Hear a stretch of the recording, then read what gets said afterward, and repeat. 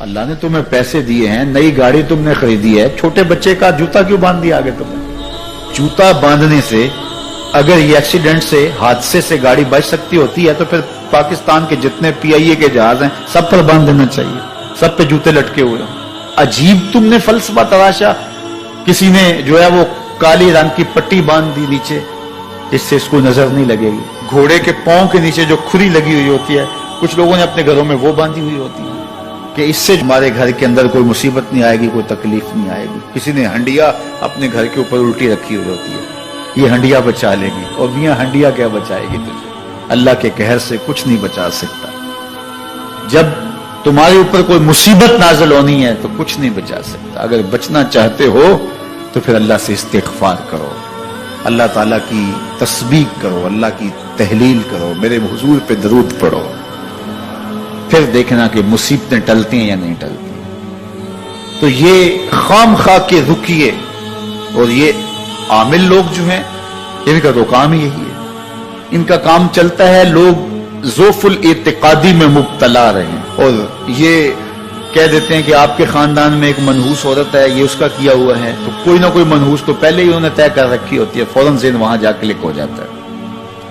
اس کا نون سے نام شروع ہوتا ہے, اس کا کاف سے نام شروع ہوتا ہے, اس کا جیم سے نام شروع ہوتا ہے, تو پورے خاندان میں کسی کا نام کاف, نون یا جیم سے تو شروع ہوتا ہی ہوگا, یا دوستوں میں, تو فوراً ذہن جو ہے ادھر منتقل ہو گیا. اب یہ بابا جی نے بتا دیا ہے, ہاں ہاں ہاں اس نے یہ بات کی تھی, کچھ باتیں یاد آنے لگی. اس کاف سے شروع ہونے والے نام کے ساتھ نفرت پیدا ہو گئی. اس بابے نے نفرت کا کاروبار کیا. اس نے تو 100 روپے 200 روپے لے لیے, لیکن دو انسانوں کے اندر نفرت ڈال دی. اس کا گریبان کل قیامت کے دن پکڑا جائے گا. ان ملنگوں کے پاس, ان ذوف الاعتقادی کو پھیلانے والوں کے پاس کبھی نہ جاؤ. تمہیں مصیبت پڑی ہے, تمہیں لگ رہا ہے کہ شاید میرے اوپر جادو ہے, تو پڑھو نا سورہ بقرہ, جادو جڑ سے اکھڑ جائے گا. 40 دن اپنے گھر میں سورہ بقرہ پڑھو, برکت ہوگی. کہتے ہیں مولوی صاحب 40 دن تو نہیں پڑھی جا سکتی, 2.5 پارے, ہمیں کوئی تعویذ ہی کرتے ہیں. ہم شارٹ کٹ چاہتے ہیں نا, روزانہ صبح 2.5 پارے سورہ بقرہ پڑھے, یہ تو ہم سے نہیں پڑھی جائے گی. تو آپ کوئی تعویذ ہی لکھ دیں. کاروبار میں برکت نہیں, میں کہتا ہوں پڑھو نا سورہ واقعہ, 3 رکوع ہیں, برکت ہوگی. ہم کہتے ہیں ہمیں تعویذ ملنا چاہیے, بس وہ ہم گلے میں رکھ دیں, بٹوے میں رکھ لیں, پرس میں رکھ لیں, اور ہمارا کام ہو جائے, ہمیں کچھ بھی نہ پڑھنا پڑے, ہمیں وضو تک نہ کرنا پڑے, نماز نہ پڑھنی پڑے, اور برکت ہو جائے. ایسے برکت تو نہیں آتی. اس لیے چھوڑو ان کی جان, آؤ قرآن مجید پہ آؤ, آؤ سجدوں پہ آؤ, آؤ دعاؤں پہ آؤ. سحری کے وقت اس کی رحمتیں آواز دے رہی ہوتی ہیں, حل من مسترزقن, ہے کوئی رزق مانگنے والا, اور تم اس وقت سوئے ہوئے ہو, سارے دن ٹھوکریں کھاتے ہو. آؤ نا اس وقت جھولی پھیلا کے, ہاتھ پھیلا کے کہو مالک تو جھولیاں بھر دے. تو پھر دیکھنا, میرا بیٹا سالم مشرکین کی قید میں ہے اور میں فاقوں کی حالت میں ہوں. تو فرمایا آل محمد کے پاس ایک سیر جو ہیں, بس اس کے علاوہ ہمارے پاس بھی کھانے کے لیے دنیاوی اسباب نہیں ہیں. کہا صبر کرو اور اللہ سے ڈرو, اور لا حول ولا قوت الا باللہ کثرت کے ساتھ پڑھو. یہ ایسا وظیفہ ہے, ایک حدیث پاک میں آتا ہے کہ یہ 99 بیماریوں کا علاج ہے. اس میں سب سے کم درجے کی بیماری ہم اور غم ہے. یہ دکھوں کا مداوع ہے, مشکلات کا علاج ہے, اور یہ وظیفہ میرے حضور نے بتایا. حضرت ابو ذر غفاری رضی اللہ تعالیٰ عنہ کو حضور نے 5 چیزیں بتائی تھی. ان میں سے 5ویں چیز یہ تھی کہ ابو ذر کثرت کے ساتھ لا حول ولا قوت الا باللہ پڑھا کرو. فرمایا عرش الہی کے نیچے ایک خاص خزانہ ہے, یہ وظیفہ وہاں سے آیا ہے. یہ زندگی میں معمول بنا لو, جب پھنس جاؤ, مشکلات میں آ جاؤ, تو لا حول ولا قوت الا باللہ پڑھو, اللہ راستے کھولے گا. تو حضور نے 3 چیزیں فرمائی, اللہ سے ڈرو, صبر کرو, اور کثرت کے ساتھ لا حول ولا قوت الا باللہ پڑھو.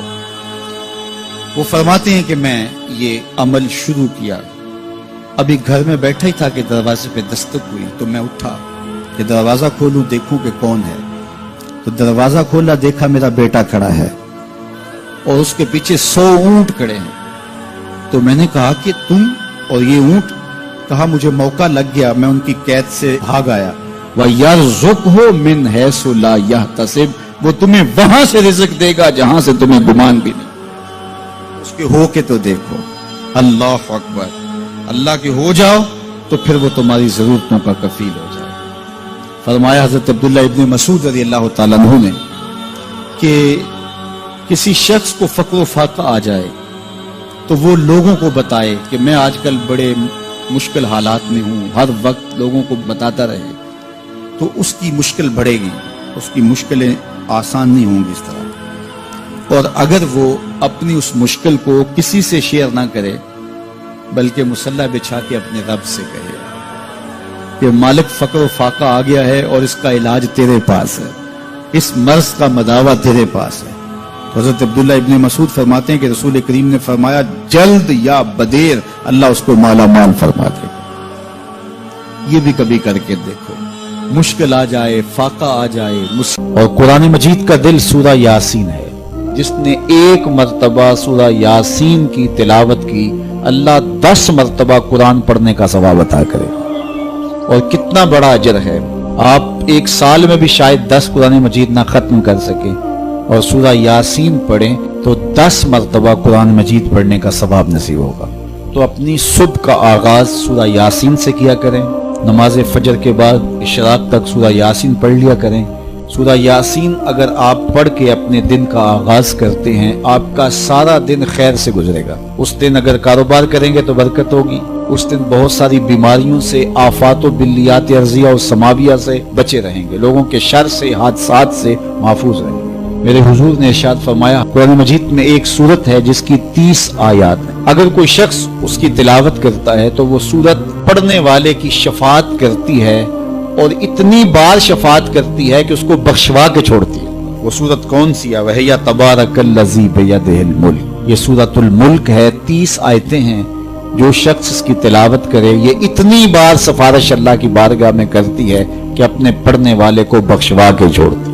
تو اپنے دن کا آغاز سورہ یاسین سے کریں اور اپنی شب کا آغاز سورہ ملک سے کریں۔ سونے سے پہلے سورہ ملک کی تلاوت ضرور کر لیں، تو انشاءاللہ اس سے رات برکت سے گزرے گی۔ جس نے ایک دن میں 100 مرتبہ سبحان اللہ و بحمدہ پڑھا، کتنی مرتبہ؟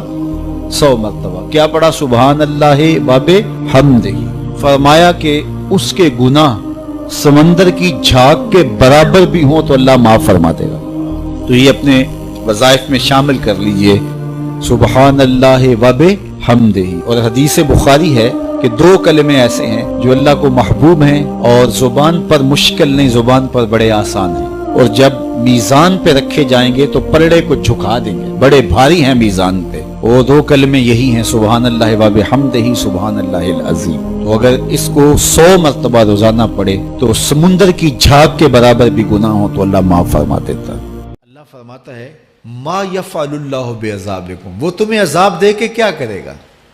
ذرا لہجہ دیکھیے، ذرا انداز، ما یفعل اللہ بعذابکم، وہ تمہیں عذاب دے کے کیا کرے گا؟ تم اس کی مخلوق ہو، اپنے دستے قدرت سے اس نے تمہیں بنایا ہے، تو وہ تمہیں عذاب دے کے کیا کرے گا؟ اس کی ضرورت نہیں ہے کہ تمہیں عذاب دے، نہ اس کی چاہت ہے کہ تمہیں عذاب دے، کوئی خود چھلانگے لگائے تو اس کی مرضی۔ فرمایا کہ ما یفعل اللہ بعذابکم، وہ تمہیں عذاب دے کے کیا کرے گا؟ ان شکرتم و آمنتم، اگر تم شکر ادا کرو اور ایمان لاؤ تو وہ تو قدردان ہے جو کوئی اس کا شکر کرتا ہے اور جو اس پر ایمان لاتا ہے۔ تو اللہ اس کے لیے عذاب نہیں رکھا، اس کے لیے رحمتیں رکھی ہوئی ہیں۔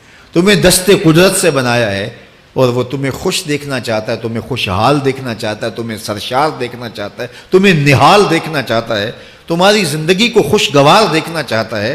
تم نے اپنے آپ کو خود اپنے اعمال کی وجہ سے مصیبتوں میں ڈالا ہے، تو کہا شکر کرنے کی عادت ڈال لو، دیکھنا پھر اللہ تعالیٰ جل شانہ کی رحمتیں تمہارے اوپر کس طرح اترتی ہیں، اس کی نوازشیں تمہارے اوپر کیسے برستی ہیں۔